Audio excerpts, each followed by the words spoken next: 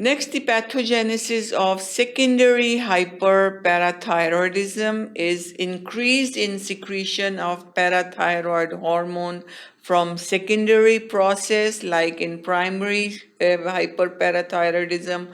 From the primary process, in this we have increased hormone from the secondary process. Chronic renal failure. We already know kidneys play a very important role directly and indirectly. Directly by increasing the reabsorption and increasing the excretion of phosphorus, indirectly by the conversion of vitamin D and its action on the GI tract.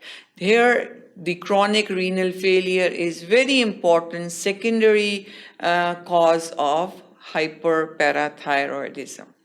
Vitamin D deficiency, again, by its role on the absorption of calcium from the intestine. And then calcium deficiency itself is also an important source of hyperparathyroidism. Chronic renal failure, how it affects, it increases serum phosphate level, and that cause increase in the growth factor 23. This caused decrease in the calcitriol level, and this caused decrease in serum calcium concentration. This is how the chronic renal failure causes decrease in the serum calcium level.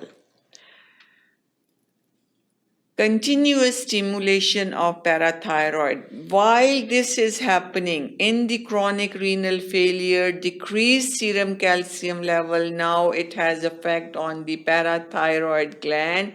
And what is happening in the parathyroid gland, there is constant stimulation of the parathyroid gland as a result of this decreased calcium level.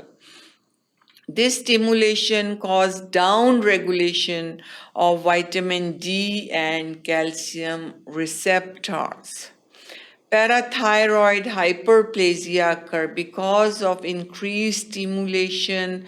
There is hyperplasia, and then there is increase in parathyroid hormone as a result of that hyperplasia. So that's how the chronic renal failure affects the parathyroid gland by causing hyperplasia of the parathyroid gland, and that cause increase in the secretion of parathyroid hormone.